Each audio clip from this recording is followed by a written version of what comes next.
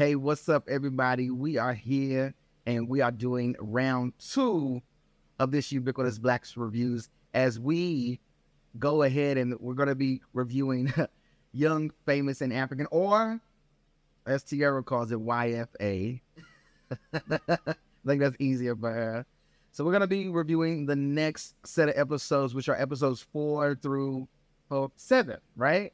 Is that right? 4 through 6. 4 through 6. Shit, nah. If you know me, to know me is to know that I am TeaRon. That's TeaRon, period. And of course, you know, we're doing these reviews, so I must be here with... Hey, everybody. It's me, Tiera Janee. I am back with y'all to continue our reviews. Back with my boy T. I'm excited to be here because I got a lot to say. So much. I'm so excited. So, when we last left off, what was happening? What was happening when we last left off on episode 3? I don't remember. All I remember is that there was too many people, all these new people, and... I have to agree. We left off, there was a lot of new people, which I guess it really wasn't a lot of new people. It just felt like a lot of new people. I will say these episodes, we introduced 2 more new people within the 4 through 6. So okay. So that's a total of like 5 or 6 new people. And let me be the first to say, when it comes to YFA, enough is enough. Okay? Like, I can't keep up. I can't keep up. I have a lot to say too, but I don't want to go out of order. I don't want to go out of sequence. So we'll start where we left off. The last thing that I remember, Louis was talking about his biological clock ticking, and he was also meeting up with I forget who, and he was running his mouth about Bonang, which don't even get me started on Bonang just yet. Let's start with Kanye. I want to start there because what I was surprised about was Kanye. When we started out, Kanye linked up with Annie, and they were giving, like I said, giving us rich auntie vibes and, you know, doing their thing. Yes. Very much. Being the elders of the group, they were doing their thing. And all of a sudden, Kanye's talking about, like, she's basically saying that Annie doesn't care about her either. Have really taken the step to get to know each other, because I feel like Zari and Annie could actually be better friends than what Annie and I are. It seemed to me like Annie was just being herself the whole time. I don't think... Did she switch it up on people other than Swanky? Why was Kanye feeling slighted? Why was Nadia feeling slighted? Oh, she doesn't want to talk to us, or she doesn't want to hang with us. Didn't her man come into town, nigga? Like, I don't know about you, but if I'm married and I'm out of town with friends and my significant other comes into town, I'm gonna hold off on y'all for a second. You know, just for a second, and then I'll be back. I don't know. I could be getting my timeline messed up here, but thoughts, please. My thoughts here is I have to always remember that we don't know what's happening behind the scenes, right? So we don't know how many WhatsApp messages have gone to her from the rest of the group that she has ignored, not responded to. You know what I'm saying? Like, they see her online, they hit her up, she don't respond, she declines the call. You know, we just don't know what Annie has going on. I feel as though, yeah, Annie got a lot going on. I feel like Annie is probably not an easy friend to have. And some people are like that. Some people are difficult to have a friendship with. Some people are not always accessible. I'm not saying that's a bad thing. It just is what it is. And Annie just seems to be available when she's available. And the rest of the cast seems to be more available than Annie, and they don't know how to handle that. And so, you know, they're taking it as slight, but I don't think it's slight. It's just who she is. I mean, I truly feel like when we started out, Tubaba wasn't around yet. And then Tubaba did come. it seemed to coincide with when Annie was acting different, or when they felt like Annie was, not around or something. And I see that. okay, but at the same time, y'all know she going through. So to Baba and Annie. Do we have to? Okay, go ahead. Okay. All right, let's do it. That their interaction are some of the hardest things to watch on this show. And that is because Tubaba has no qualms about embarrassing Annie in front of everybody. Not only in the press and in the media, at the table with everybody, Do you want to set that scene up a little bit? So in case the viewers haven't watched all the way through. So apparently, like, Tubaba was in town and everybody was meeting up for an alleged dinner. You know how I feel about the meetups. Everybody was meeting up for an alleged dinner. I forget who all was there. And doesn't even matter. Don't even matter. It doesn't. But somehow they got on the conversation about how men are to behave. Married men. How married men should behave in the presence of other women. I don't fucking remember. But anyways, so long story short, Annie is sitting there next to her husband, and he's going on about, he's being very arcane. Misogynistic. Mm-hmm. I'm only gonna make love to who I love, but I can fuck when my man nature.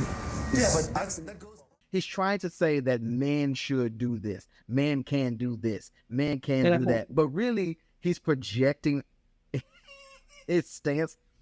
And it took a while. To me, it took too long for Annie to be like, hold up. I felt like Annie caught it. I felt like Annie been with this man long enough. She knows what time it is. I felt like she was trying to not make it a thing because he was embarrassing her. And so she was just trying to be like, okay, like, but Nadia kept going and she didn't have to make it a thing because Nadia was like, make that thing. Nadia was like, so what you're saying is, can you clarify? Nadia said, yo, here's this shovel. Now, now what? Hold on. Wait, you saying you can... No, he's not saying now. Are you saying this specifically to you? Like it or not, men are wired like that.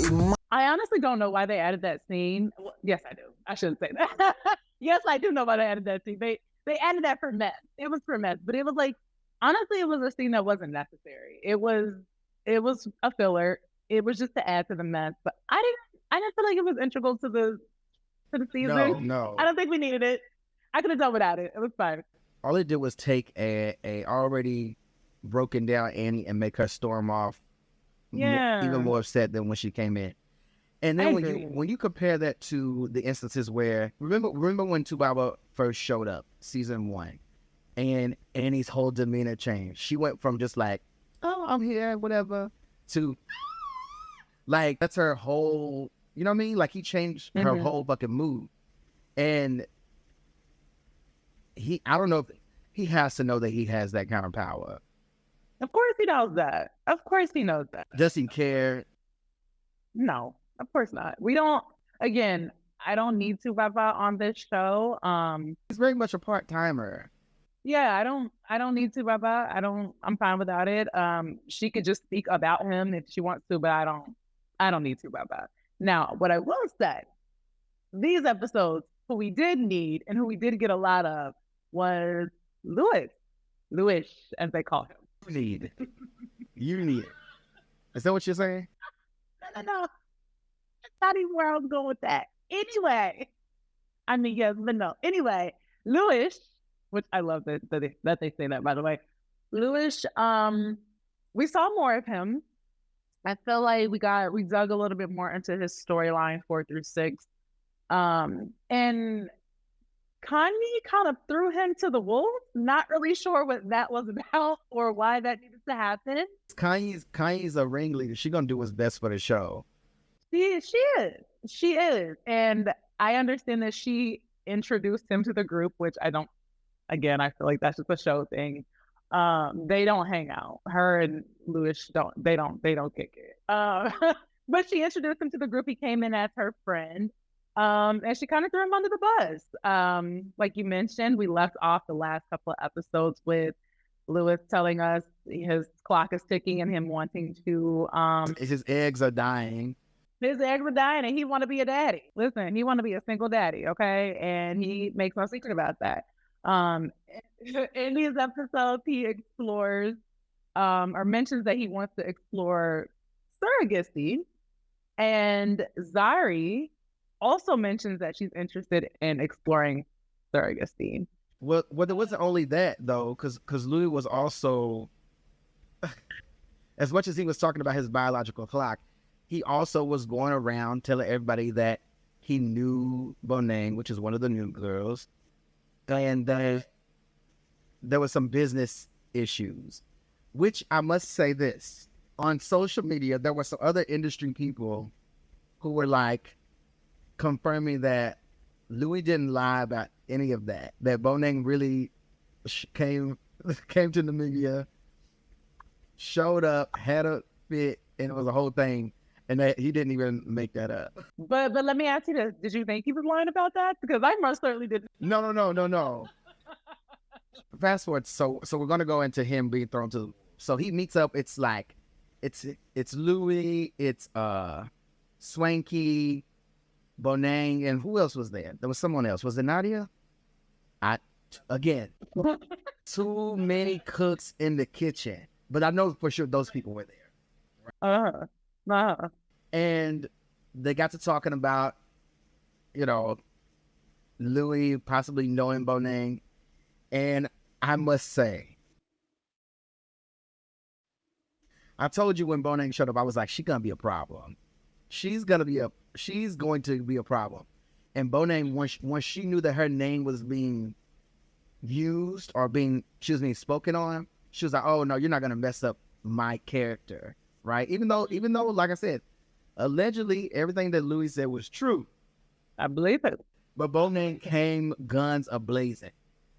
Bonang was lighting him up. And then I truly feel like the only reason, because if you recall when they were all sitting there talking, Louis would say something that would kind of get everybody to be an eye roll or like, Louis talks too much. And I think that Bonang was like, oh, he's getting on my nerves. So she used that as ammo, because she was already mad that he was using her name and talking. But she used that as ammo to like light him up. And light him up she did. She did. And I felt bad for Louis these episodes because he was the pinata. It was Kanye throwing him to the wolves. He mentioned the surrogacy, that she twisted that and said that he wanted to ask Zari for her eggs, which he never said that. It was very strange that storyline became a thing. It was very, very weird. It was like she flipped it. It was just strange. And then the Bonang situation that you mentioned. Also, let's not forget, as much as Kanye was setting up Louis for Zari, Swanky was the one that set up Louis for Bonang. Swanky hears what Swanky wants to hear. It seems like he's given Bonang the wrong story and twisted the whole thing. Correct. And then Louis set himself up because he took Miss Fantana on a date, which, like, baby, you knew there was no energy there. There was zero energy there. I don't even know what the point of that was. I mean, I guess I could see, like, they're the two youngest cast members. They're new. Like, I could see why production would try to put them together. But, baby, there was zero chemistry. There was no energy. Fantana was like, he's too soft for me.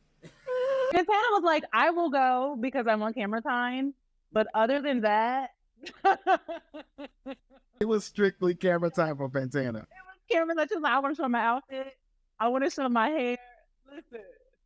Listen. He was all over the place. Louis was all over the place trying to find his footing. He was. Unfortunately, Bonang didn't let that happen because she killed his whole energy, his whole vibe at that table. She did. And speaking of Bonang, I just want to say that these episodes were the last we saw of Bonet this entire season. I had a funny joke that I can't even remember, but it was something. It was a rhyming thing because Bonet rhymes with boomerang, but I couldn't even use it because boomerangs come back. Yes, yeah, she's not coming back. Bonet just She's not coming back. Swanky shows up. He's like, I don't even. Was this? What episode was that? Swanky's like, hey, Bonet left the WhatsApp group. I loved it. My friend and our friend, Bonang, has decided to exit the WhatsApp group. Well, I'm not too shocked because Exit stage left. I loved it. I loved every minute of it. She said, listen, this isn't for me. I don't need this. It's fine. Tiera, we know how much they put into the B-roll and how long the B-roll is so thought out. Bonet had a whole scene, a whole entry, a title card, all this stuff, only for her to be like, I loved it. I loved it. Think about how much of a flex that is. Think about how much of a flex that is to be like, actually, I'm good on this. I don't need it. Forget the fact that I probably signed a contract. I'll just buy it out. It's fine. I'm good. Like, I love it. It's very on brand for her. And like, give me more Bonet in a different way. Like, I need her in a different setup because this wasn't for her. And I'm cool with it. Now, aside from that, we also got more information about this whole Swanky and Annie debacle, about the reason why they're not connecting. And what I was able to kind of pick up on was like, one of y'all should have just spoke to the other. Everybody was way too headstrong in the situation. So Swanky, he comes out and I think he was talking to Zari. Again, I don't know too many people. He was talking to, or Kanye or somebody. He was talking to them and he says that pretty much Annie tried to take food out of his mouth. That's what I mean. That was the situation. There was supposed to be an event. There's managers and stuff on the phone and stuff. And apparently Annie gets on the line and she's like, oh, I could do this myself. I don't need Swanky involved in this. And that was pretty much the thing that set him off. And I guess she didn't know that he was on the line and heard her speaking in this manner, right? Yeah, correct. But he also didn't just confront the man for a long time. So we'll get into more Swanky and Annie stuff later. But that what did you think about that? Because I do see both sides of it, but neither person was claiming their side. Neither person was backing down from. They were like, no, if I'm wrong, I'm gonna be wrong all the way. What did you take from that? They were really upsetting me, I must say. Yeah, they I took from that this situation with them at first when it started, and I think we talked about this in our first review. I think when it first started, I felt like, oh God, it's production putting them against each other. Like these are besties. Like I don't want to see that. We don't want to see that happen. But as these episodes have gone on, it felt more real. It felt like the realest storyline. So it was kind of heartbreaking to see when you can tell two people really love each other and like there's beef, but like the beef is not, it's serious because it's serious in that moment, but like it's not life threatening, life changing beef. So well, like you said, we'll get more into them. It was just upsetting to see. The one of the last things that I want to point out is that Diamond. Where was Diamond? Diamond is as part-time as Tubaba is. Baby, listen, I literally put that in my notes. I was like, excuse me, I need more Diamond. Where? Well, it's okay though. It's okay, because Diamond is such a typical dude that he was present without even being present because he had two women arguing over him, and that was Zari and Fantana. There was a whole thing. Basically, Fantana's a younger girl and she's like doing her thing, hot girl summer stuff, and she don't care what Diamond does. She just wants to have fun. Zari and Diamond still have a very close relationship. They have children together, so that's one thing. But they still have a pretty close connection for the most part. And for some reason, Zari felt the need to call out her position with Diamond or call out her ranking, basically telling Fantana, well, you can do whatever you want, but if Zari enters the building, and Zari always talks about herself in first person, or am I the only one that, is that her thing? That's her thing. It's her thing, and I kind of love it. Zari was like, basically having to say, yeah, well, if I'm around and if you're with Diamond and I come around, Diamond's energy gonna switch to me. She's probably right about that, right? She probably knows him better than most people, but the need to call out your ranking for a guy that is not really there and he does what he wants to do anyway, come on. What was your take of that? My take on that is Zari doesn't care what he does. She literally doesn't care. She's only doing it because she knows she can poke at Fantana. Because Fantana puts on this front like, I don't care. Like, I'm doing what I want. Hot girl summer. I got a roster just like he got a roster. But like, Zari's just poking holes. She's just poking holes. She is just being petty.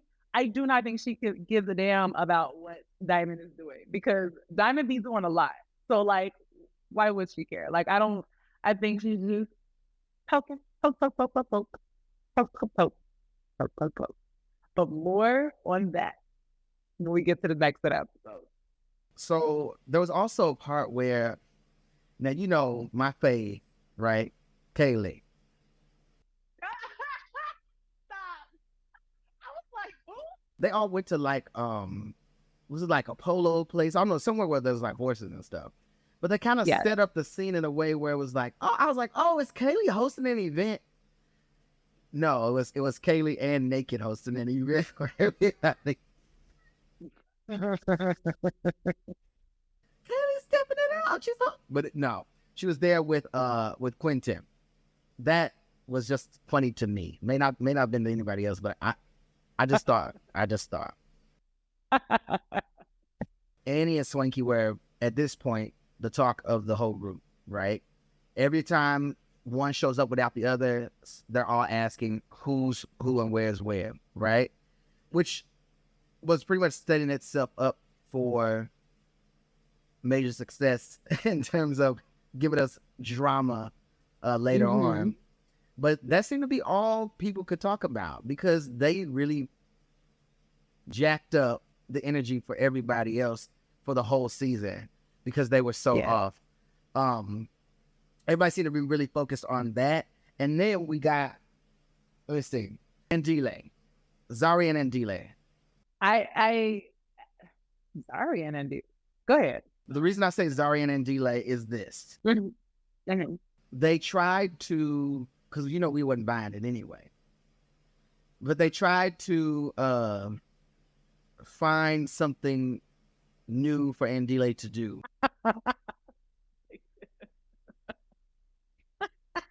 But there was a moment where, like I said, Fantana and Zari were getting, going back and forth about Diamond.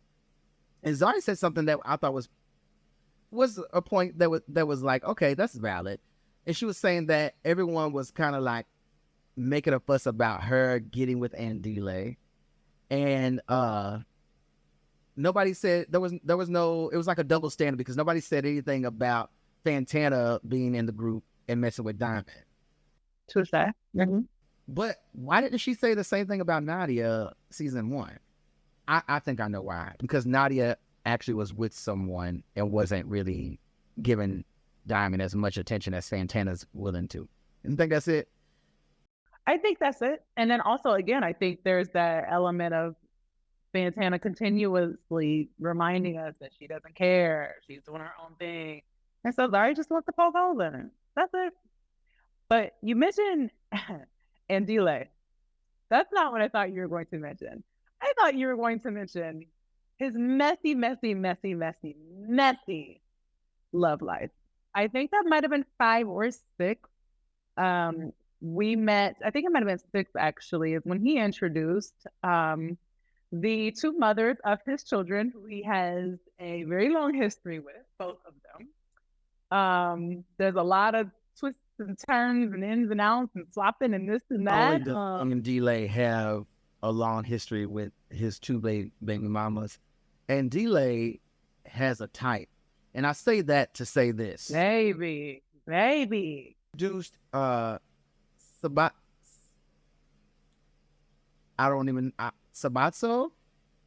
Sabatso, that's it. Sabatso, correct. Sure, because I think they said something else as well. Sabatso, and Because they would call her Saba. They would call her Saba sometimes, but I think it's Sabatso. no, too many people. Too many. And then they also introduced Rosette. Rosette, yes. Mm-hmm. Listen, I was watching it, and here's me. I'm watching it, right? And I'm looking, and I'm paying attention, and I'm watching it. And then we're like several scenes down, and I think like Nadia or Zari is mentioning Rosette. All right. No. Fantana was hanging with Rosette, or was she hanging with Sabatso? I don't know. I'm watching. I'm just like, I literally, like I said, I'm watching it, undivided attention, and Yeah. somebody says Rosette, and I'm like, who the f- is Rosette? What did I miss? What did I miss? Yeah. I mean, for those who haven't watched it, the ladies have the same build, the same skin tone, the same wigs, the same, the same height. I have a question for Andile.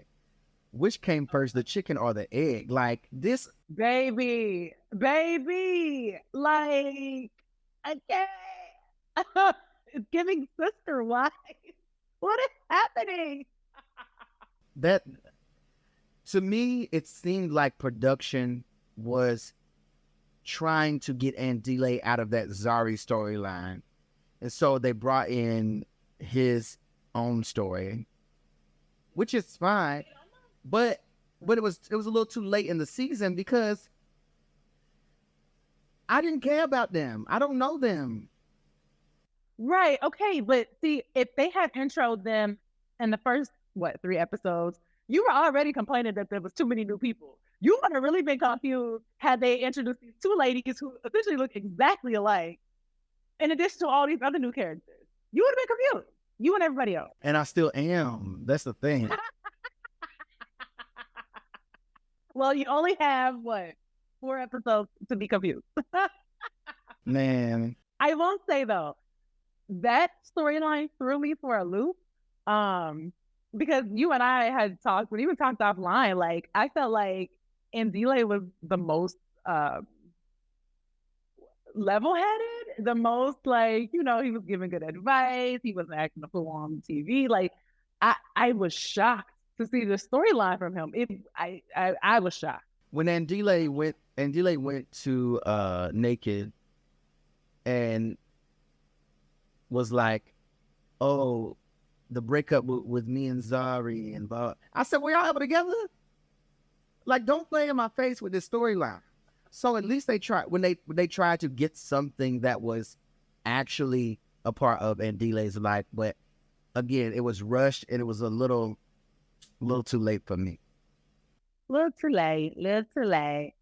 So you didn't really like that. All right. So I gotta ask you, what's your favorite part? What's your favorite part of these 4 through 6 and 3 episodes? There was a moment that we didn't get to touch bases on. Okay. There was a confrontation. Let me say this: a confrontation with Swanky and Louis. Mm-hmm. And in that particular conversation, it stood out to me because on this show, this is the first time that we heard someone say nigga. Cheers, please. This is just too much.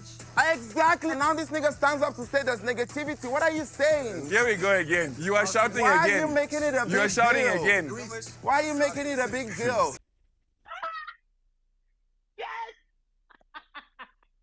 That was coming from Swanky.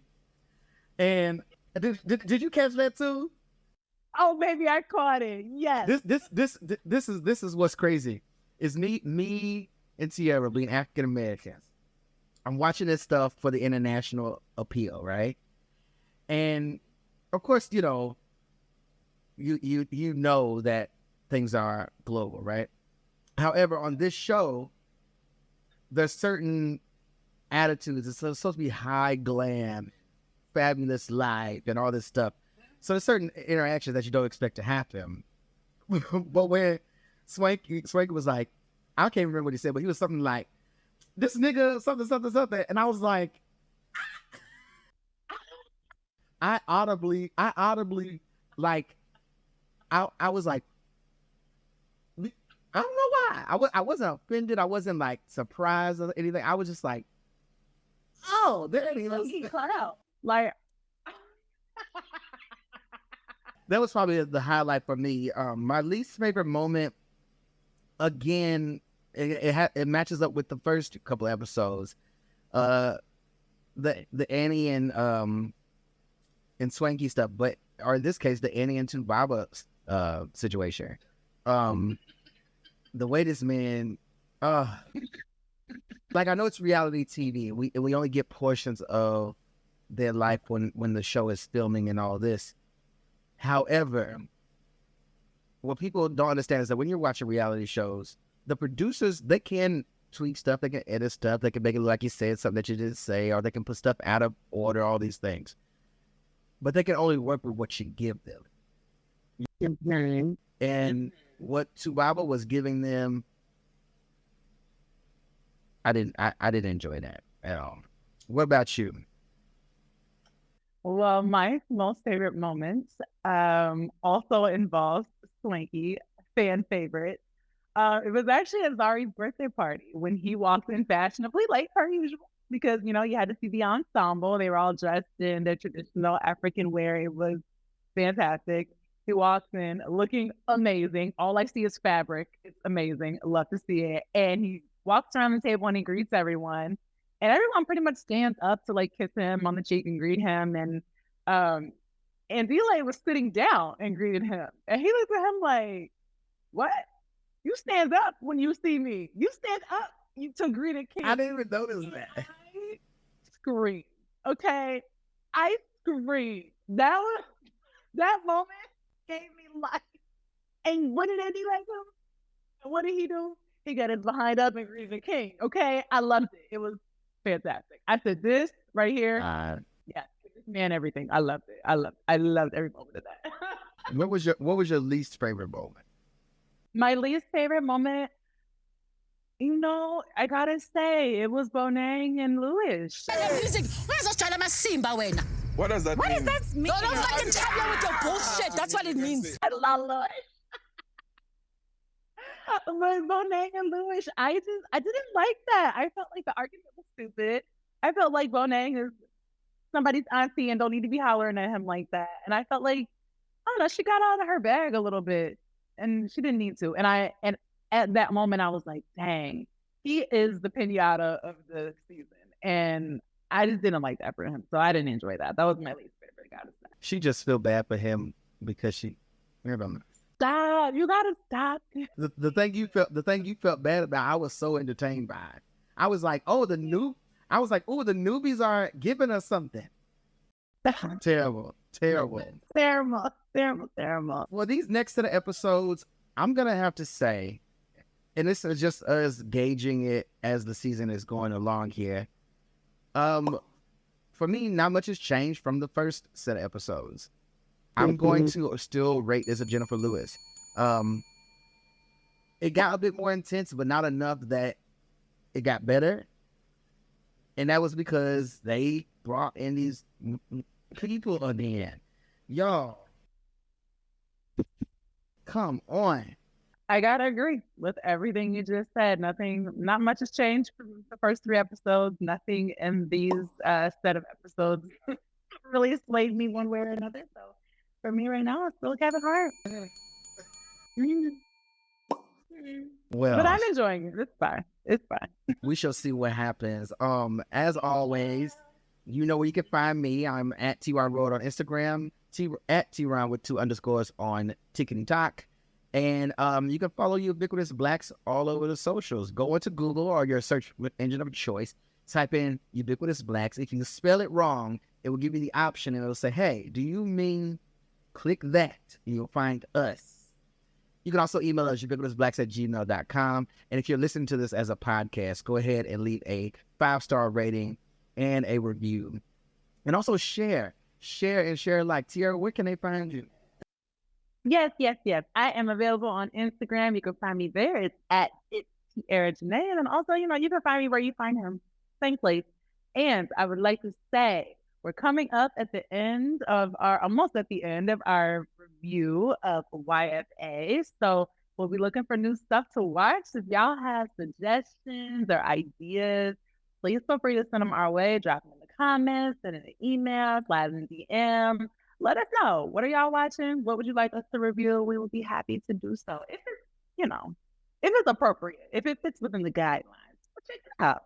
The guidelines are loose. Baby loose. Baby loose. Share the passwords with us, just not the Netflix password. Y'all, don't do Netflix. They're trying to do us, okay? But if you got a password and a username and you would like to share with friends, we all family here, we all friends, let's do it. We won't tell nobody. Until we meet again for the rest of this young, famous, and African review. Bye, everybody.